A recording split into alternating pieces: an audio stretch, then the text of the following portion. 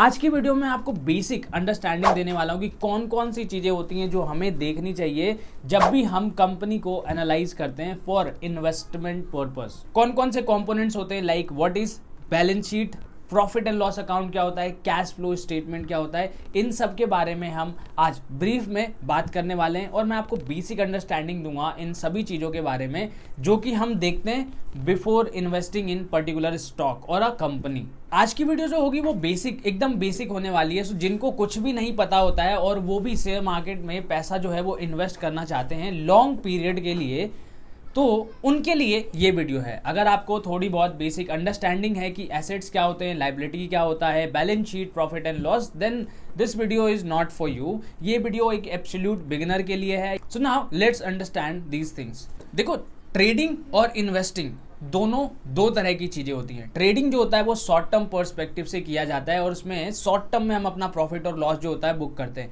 उसके लिए हम टेक्निकल एनालिसिस फॉलो करते हैं। वेयर एज जो इन्वेस्टिंग होता है वो लॉन्ग टर्म के लिए किया जाता है। दैट मीन्स उसमें जो हमारा एम होता है वो वेल्थ मैक्सिमाइजेशन का, वेल्थ जनरेट करने का होता है और उसके लिए हम फंडामेंटल एनालिसिस फॉलो करते हैं। तो अभी तक हमने टेक्निकल एनालिसिस और ट्रेडिंग से रिलेटेड कॉन्सेप्ट्स को समझ लिया है और अब हम समझने वाले हैं fundamental analysis and investing related concept. अगर हम बात करते हैं एनएससी की, नेशनल स्टॉक एक्सचेंज पे टोटल 1500 कंपनियां अप्रोक्सीमेटली लिस्टेड हैं। तो अब उस 1500 कंपनियों में से हमें कौन सी कंपनी में इन्वेस्ट करना है ये हमें कैसे पता चलेगा? तो जैसा कि मैंने आपको बोला, हम क्या करते हैं, हम फंडामेंटल एनालिसिस करते हैं। मतलब कंपनी के फाइनेंशियल्स को देखते हैं कि कंपनी कैसा परफॉर्म कर रही है, कंपनी के पास कितना स्ट्रेंथ है, कंपनी का फ्यूचर पोटेंशियल क्या है, क्या कंपनी जो है जैसा अभी ग्रो कर रही है वो फ्यूचर में भी ग्रो करने वाली है, इंडस्ट्री प्रोस्पेक्ट क्या है, गवर्नमेंट के रूल्स रेगुलेशंस क्या है। तो उसमें बहुत सारी चीज़ें आती हैं, मैक्रो एंड माइक्रो। अब उसमें बहुत सारी चीज़ें होती हैं जो कंपनी से रिलेटेड होती हैं और जो कंपनी से रिलेटेड नहीं होती हैं बट वो ओवरऑल इंडस्ट्री को, ओवरऑल इकोनॉमी को अफेक्ट करती है।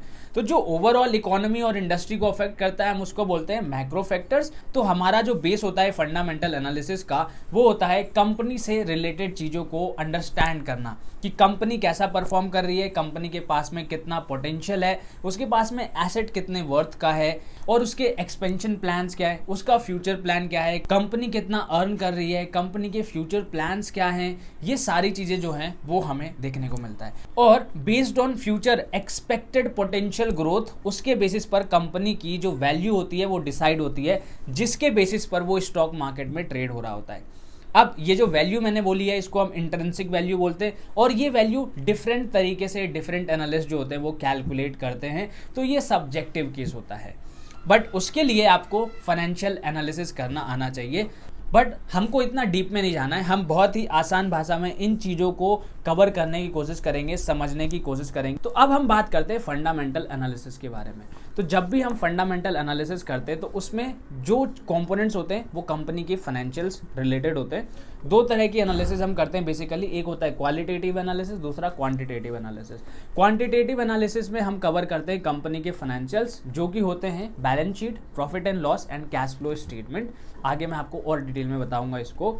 और दूसरा होता है क्वालिटेटिव एनालिसिस। क्वालिटेटिव एनालिसिस में हम कंपनी के प्रमोटर्स और उनके डायरेक्टर्स के बारे में स्टडी करते हैं, उनका पॉइंट ऑफ व्यू क्या है, उनका फ्यूचर प्रोस्पेक्ट क्या है, उनकी उनका प्रीवियस एक्सपीरियंस कैसा है, उन्होंने कैसे कंपनी को ग्रो किया है, ये सारी चीज़ें हम उसमें कवर करते हैं। तो सबसे पहले हम समझते हैं बैलेंस शीट। बैलेंस शीट जो होती है वो कंपनी के हेल्थ को बताती है।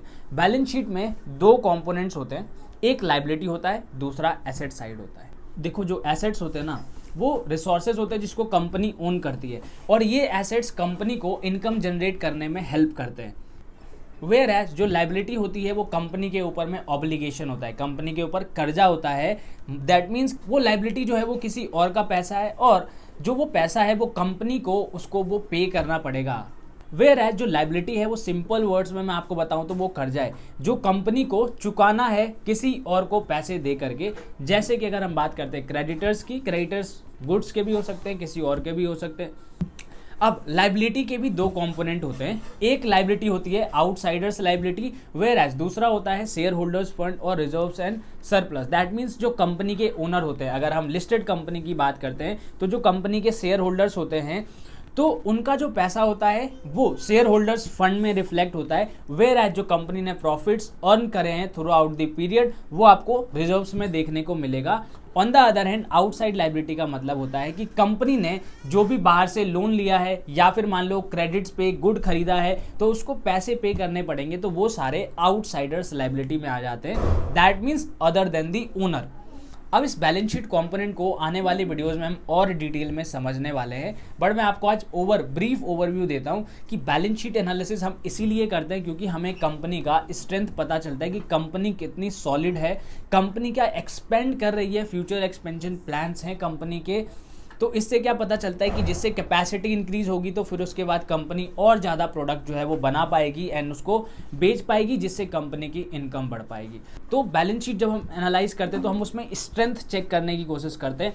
ऑन द अदर हैंड हम कंपनी के लेवरेज को चेक करने की कोशिश करते हैं कि कंपनी के पास में जितना एसेट है वो कितना कंपनी ने अपने पैसे से यानी कि रिजर्व से खरीदा हुआ है और कितना कंपनी ने डेट लेकर के उन एसेट्स को फाइनेंस किया हुआ है। अब इससे फर्क ये पड़ता है कि अगर कंपनी ने ज़्यादा डेट लिया हुआ है तो उसको इंटरेस्ट ज़्यादा पे करना पड़ेगा, जिससे उसकी जो इनकम होगी वो और कम हो जाएगी। मैं आपको एकदम सिंपल और आसान भाषा में ये चीज़ें समझा रहा हूँ, आने वाली वीडियोज़ में हम इसको और डिटेल में समझने वाले हैं।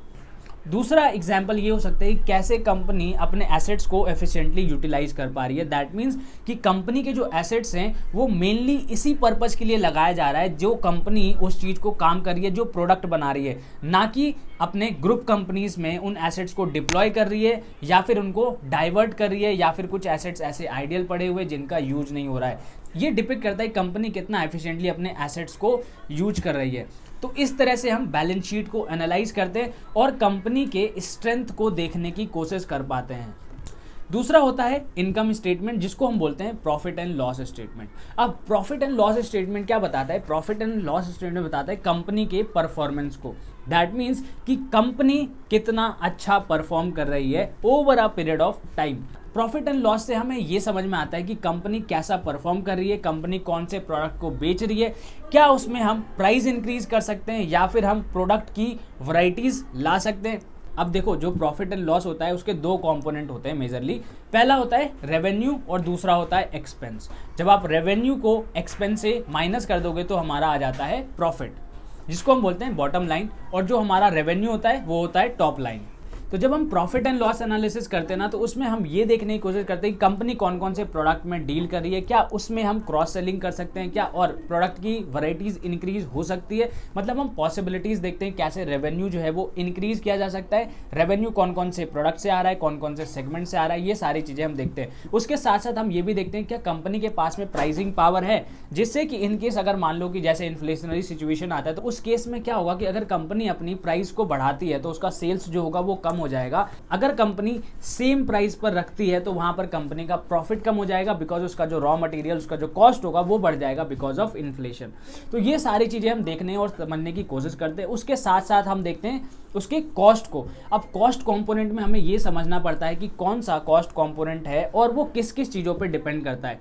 इसका मैं आपको एक सिंपल सा एग्जांपल देता हूँ। एक कंपनी है जो एक पर्टिकुलर इंडस्ट्री में ऑपरेट करती है और उसका जो डिपेंडेंसी है वो क्रूड ऑयल पर ज़्यादा है। तो अब उस केस में क्या होगा कि जब आप रॉ मटेरियल को एनालाइज करोगे तो आपको ये देखना होता है कि उससे मेजर कंपोनेंट्स कौन कौन से हैं। तो उसके साथ साथ जो मेजर कंपोनेंट होगा वो कंपोनेंट कहाँ से कंपनी सोर्स कर रही है, कितने सारे सप्लायर्स हैं, कहाँ से सोर्स किया जा रहा है, इन इंडिया या फिर उसको इंपोर्ट किया जा रहा है, कौन कौन से फैक्टर पे उसका जो रॉ मटेरियल है वो डिपेंड करता है। तो ये सारी चीज़ें जो होती है वो हम एनालाइज करते हैं while doing the income statement analysis.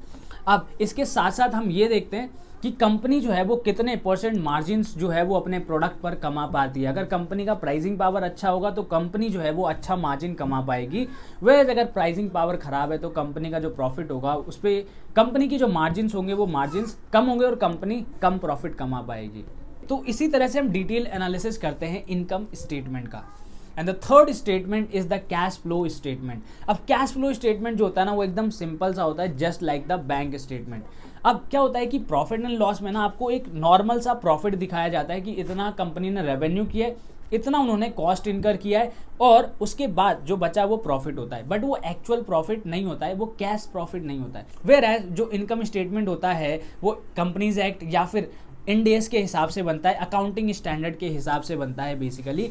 तो उसमें ऐसे भी एक्सपेंडिचर डेबिट होते हैं जो कि नॉन कैश एक्सपेंडिचर होते हैं। दैट मीन्स कि वो एक्चुअली में इनकर्ड अभी नहीं हुआ है, बट वो वहाँ पर डाला गया है। और इसी तरह से कंपनी ने जो रेवेन्यू दिखाया ना, जरूरी नहीं है कि कंपनी ने जितना भी सेल किया है वो सारा पैसा कंपनी को मिल गया होगा। हो सकता है कंपनी ज़्यादा सेल करने के लिए क्रेडिट पे सेल करता हो। दैट मीन्स कि बायर को टाइम देता हो कि आप 1 महीने बाद 2 महीने बाद हमें पैसा जो है वो पे कर देना, बट आप माल अभी खरीद लो। तो इस तरह से क्या होगा कि कंपनी का रेवेन्यू तो बढ़ जाएगा, कंपनी की प्रॉफिट्स बढ़ जाएगी, लेकिन अगर हम बात करते हैं कैश प्रॉफिट की, तो वो कैश प्रॉफिट जो होगा वो उतने से नहीं बढ़ेगा। क्यों? क्योंकि पैसा तो अभी आया ही नहीं है, वो सिर्फ और सिर्फ बुक प्रॉफिट है उस टाइम के लिए। तो इसीलिए हम करते हैं कैश फ्लो एनालिसिस। और कैश फ्लो एनालिसिस जो होता है ना, वो बताता है कि कंपनी ने एक्चुअली में कितना कैश जो है वो जनरेट किया है फ्रॉम दी ऑपरेशन। और इसी तरह से जो कैश फ्लो स्टेटमेंट है वो बताता है कि कैसे कंपनी में कैश जो है वो फ्लो हो रहा है इन और आउट। कैश फ्लो स्टेटमेंट के 3 कैटेगरीज होते हैं: cash flow from operation, cash flow from investing activity and cash flow from financing activity. Cash flow from operation का मतलब होता है कि कितना कैश जो है वो फ्लो हुआ है फ्रॉम दी ऑपरेशन। ऑपरेशन का मतलब क्या होता है कि कंपनी जिस चीज में भी डील कर रही है उस चीज से कंपनी ने कितना रेवेन्यू जनरेट किया है, कितना कैश जो है वो उस कंपनी ने कमाया है डूइंग दैट ऑपरेशन। दूसरा होता है cash flow from investing activities. Investing activities का सिंपल सा मतलब होता है कि कंपनी ने कितना पैसा जो है नए एसेट्स को परचेज करने के लिए कंपनी ने इन्वेस्ट किया है। वेयर जो लॉन्ग टर्म एसेट्स होते हैं ना, वो cash flow from investing activities आता है। तो जितना भी एसेट को खरीदने में पैसा लगा है या फिर जो हमने एसेट बेचा है उससे जो पैसा आया है वो सारा हमारा इन्वेस्टिंग एक्टिविटीज में आता है। अब इससे हमें ये पता चलता है कि कंपनी कितना पैसा जो है वो अपने एक्सपेंशन प्लान में कर रही है। That is good thing. और तीसरा होता है cash flow from financing activities. अब इस एक्टिविटीज में सीधा सीधा जो भी हमारी लॉन्ग टर्म लायबिलिटीज होती हैं उससे रिलेटेड जितने भी कंपोनेंट्स होते हैं वो यहाँ पर आते हैं कि कंपनी ने कितना लोन लिया है, कंपनी ने कितना रीपेमेंट किया है, कंपनी ने कितना डिविडेंड पे किया है अपने शेयर होल्डर्स को। वो सारी चीजें जो होगी वो इस फाइनेंसिंग एक्टिविटी में कवर होगी। तो इस तरह से हम क्या करते हैं, एक ओवरऑल क्रक्स निकालने की कोशिश करते हैं कि कंपनी में टोटल कैश फ्लो कितना हुआ है, कंपनी ने कितना प्रॉफिट जो है वो जनरेट किया है। तो इस तरह से हम तीनों स्टेटमेंट का एनालिसिस करते हैं। मैंने आपको एक बेसिक ओवरव्यू देने की कोशिश की और बहुत सिंपल से एग्जांपल्स के साथ है मैंने आपको एक समझाने की कोशिश किया है इन तीनों स्टेटमेंट्स के बारे में। आने वाले वीडियोस में हम इनको और डिटेल में बहुत अच्छी तरह से कवर करेंगे। एट द सेम टाइम कैसे हम फाइनेंशियल स्टेटमेंट एनालिसिस करते हैं, कैसे रेशो एनालिसिस करते हैं, ये सारी चीज़ें हम कवर करेंगे। So that's it for this video. Thank you for watching.